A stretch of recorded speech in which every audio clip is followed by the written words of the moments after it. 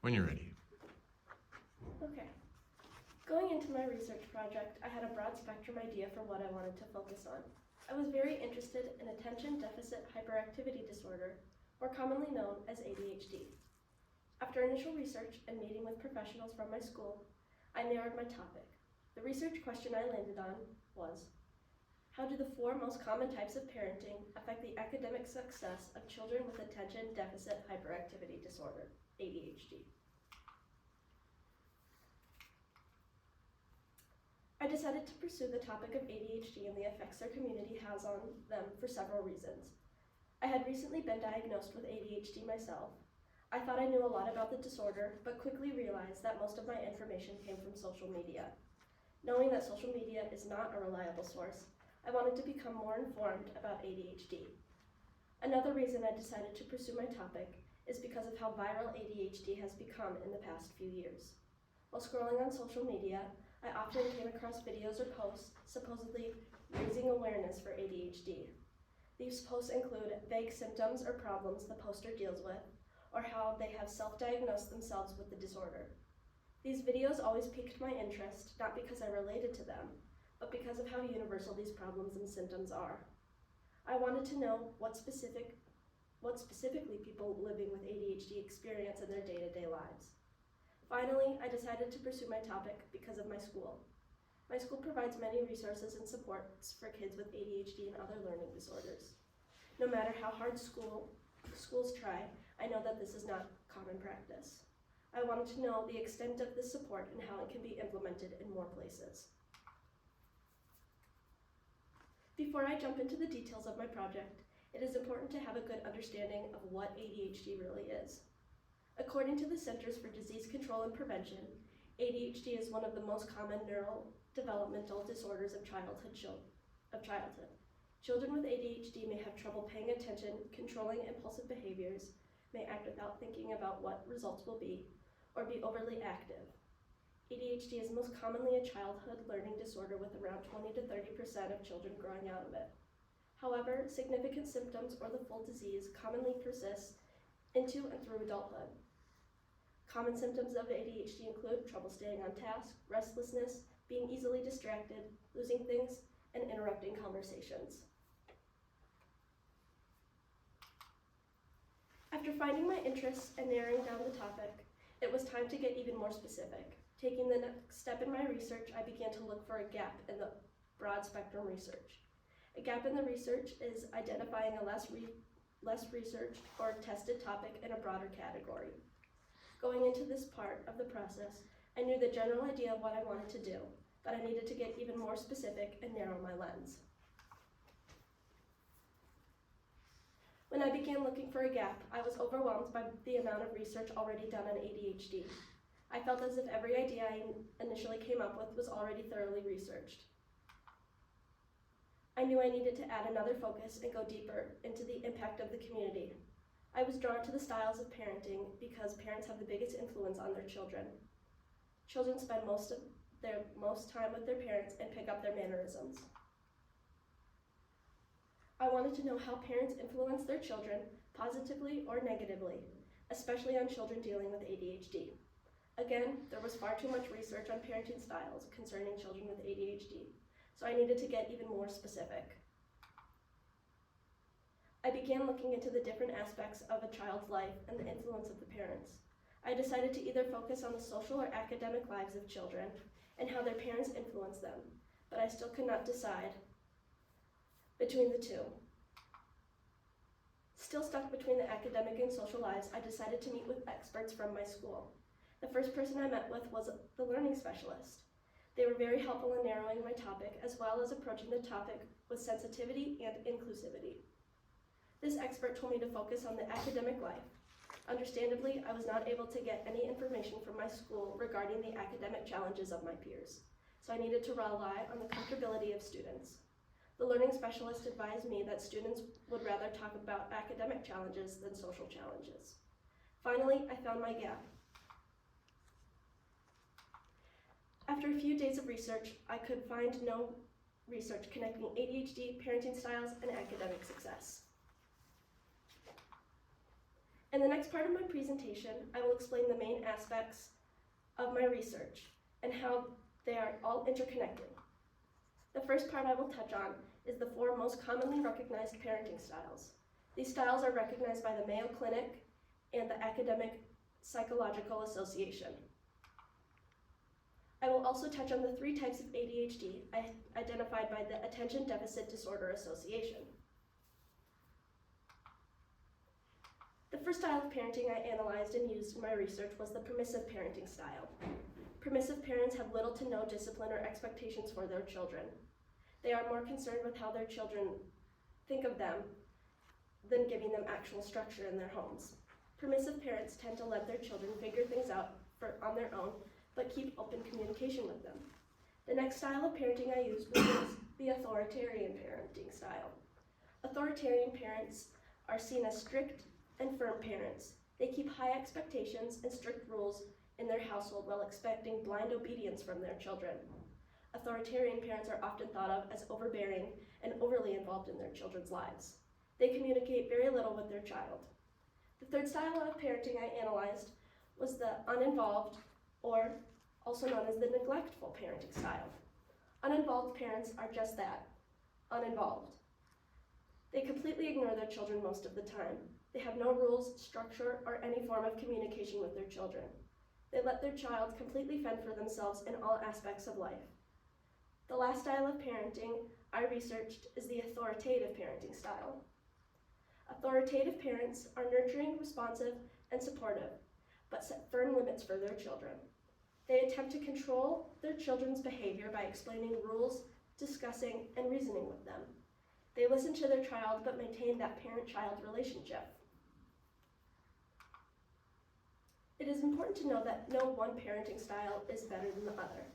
The Mayo Clinic even says there is no need to commit to one parenting style. Most parents even use a mix of a few depending on each situation. At first glance, one might think a certain style stands out as superior, but all of them have their flaws.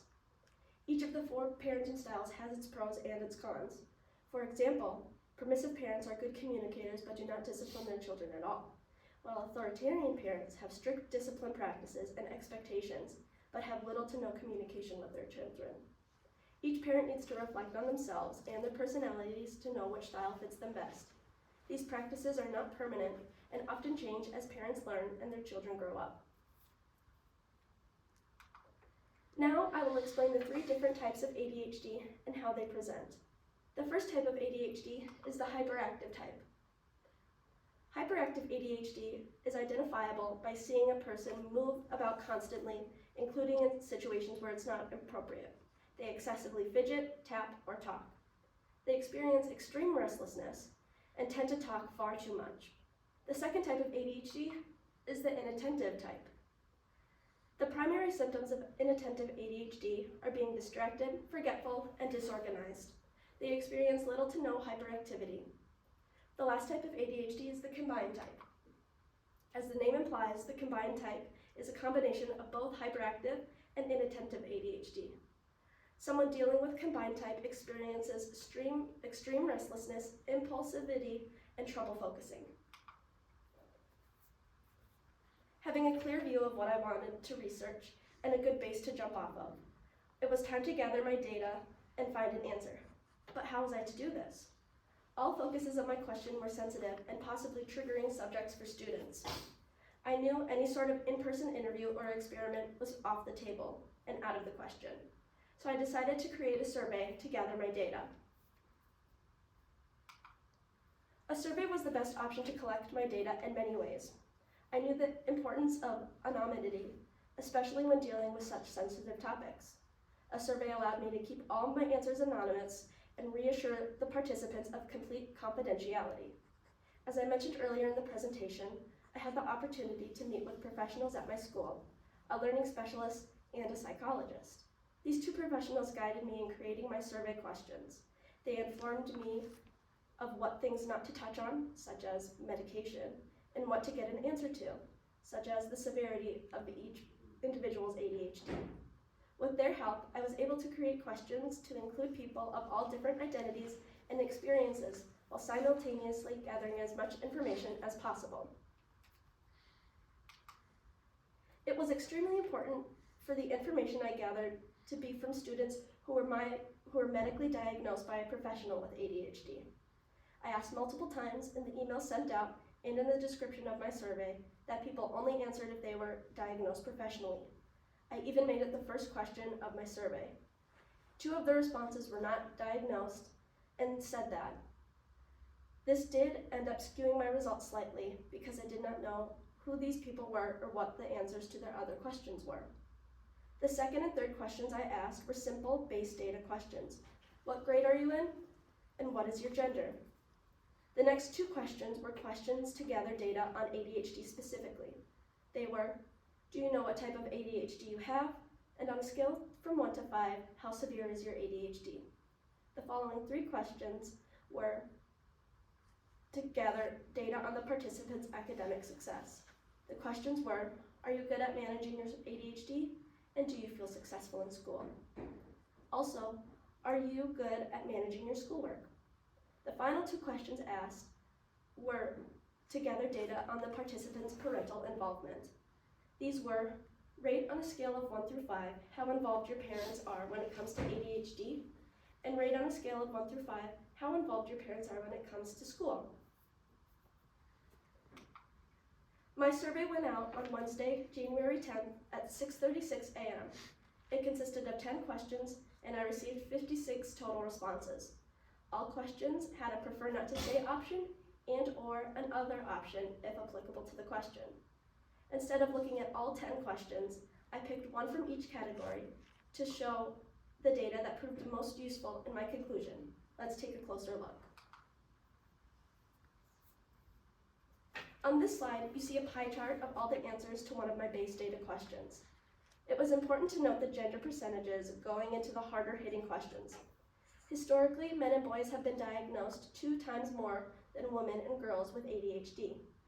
This is because boys tend to present symptoms externally rather than internally like most girls do. These trends are important to keep in mind. Specifically, does the way the symptoms present and gender influence their overall academic success? Looking at the pie chart, we can see over half of the survey participants were girls. This is crucial to keep in mind as we look into the manageability of ADHD, because young girls tend to experience independence and self-reliance at a higher degree than boys, according to the National Institute of Health. This could lessen the need for parental involvement.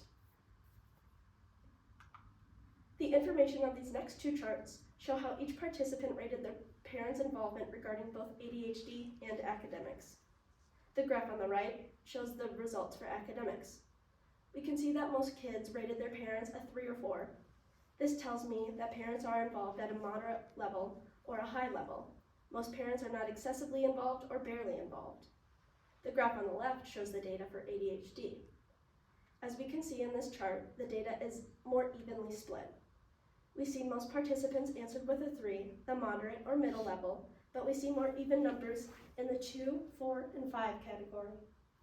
This tells me that children experience their parents giving them space while still being a little involved, while others experience high levels of parental involvement, sometimes even excessive amounts. The next line graph regards the severity of each patient's experiences with ADHD. We see the majority rated their ADHD as a 4. This tells me that ADHD is an aspect of their everyday life. While it may not be an all-consuming, all-controlling aspect, like the 5 would indicate, they still have to deal with it every day and find strategies to help them. The majority of the participants cannot simply ignore it, like a 1 or a 2. The last piece of data that I will show you is regarding the academic success. In this pie chart, we see an overwhelming amount of students say that they feel successful in school. This information tells me that they have found strategies for their ADHD that help them achieve this success. Normally, these students will find these early on in their academic careers if they can confidently say that they are successful, pointing towards early parental involvement.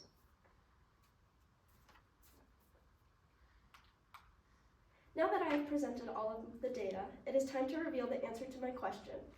How do the 4 most common types of parenting affect the academic success of children with attention deficit hyperactivity disorder? And the answer is more complicated than I initially thought. Unfortunately, there is no umbrella answer encompassing all types of ADHD. Different parenting styles work for different types of ADHD. For hyperactivity ADHD, the authoritarian parenting style most positively affects the academic success for hyperactive kids, while uninvolved parents are the most negative. Authoritarian parents provide a firm structure and strict rules. They give their kids little wiggle room, instilling a sense of accountability for their schoolwork. With parents being so heavily involved, they have no choice but to be successful in school. Uninvolved parents give their hyperactive children no support or structure whatsoever. They are unable to form any strategies to be successful in school, and most drown or fail in school. For inattentive ADHD, the authoritarian parenting style provides the best outcomes regarding academic success, and permissive parenting the worst. Similar to hyperactive ADHD, authoritarian parents have firm structure and strict rules. Different from the hyperactive type, permissive parents let their children get away with everything.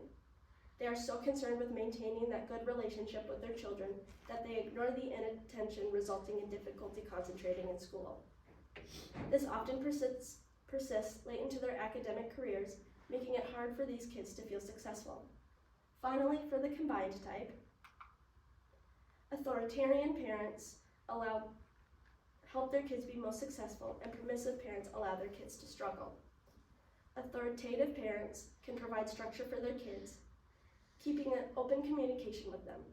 Most importantly, they explain things to their children, helping them be accountable for their behavior and actions.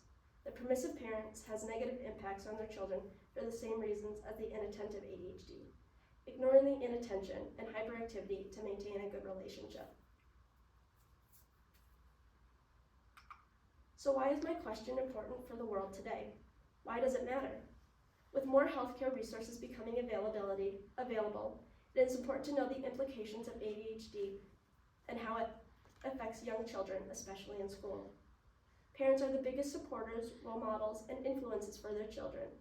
How they act and parent their children can either set them up for success or failure. My research question is meant to inform and help parents know how to support their child with ADHD. This disorder can be a huge obstacle for these children in school. Parents want the best for their children and for their future. Knowing the best way to support them academically will help them reach their full potential and set them up for future success. I am proud of the research that I conducted this year, and am happy to find a result in all of it. I hope that the research I have done can help guide parents trying to help their children experiencing ADHD. I appreciate you lending me your ear and taking the time to listen to my presentation. Thank you. All right, a couple of questions. How did you determine which of your data generated by your method was most important to informing your new understanding? I decided on that because I had a lot of specific answers to my other questions, such as what strategies do you use, but those questions that I had in my presentation applied overall to like the base information that I needed to find a good answer. I didn't really need to know all of the strategies, more like the severity of the ADHD and the specifics on the parents, and also the gender too, just seeing if that plays a different, or has a difference in the type of success that they see in school. Okay, thank you. What are the real world implications or consequences related to your findings?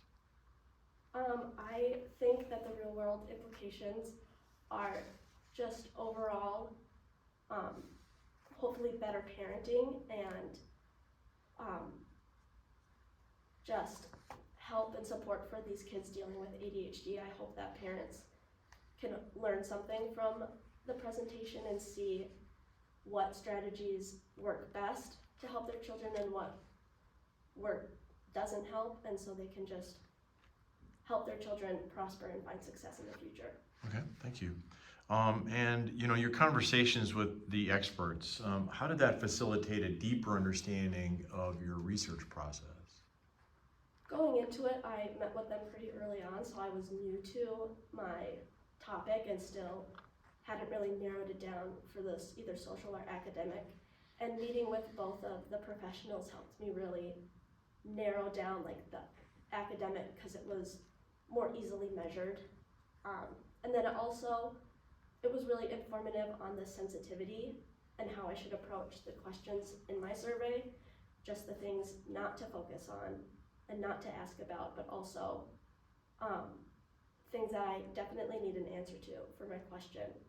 And one of the professionals, the psychologist that I worked with, they told me to keep the survey short because kids with ADHD wouldn't want to fill out a whole 20, 25 question survey. So they said it was important to keep it short and make sure you tell in the description that this is a short survey, and it was 100% optional. Okay, thank you. Questions from the audience? Oh.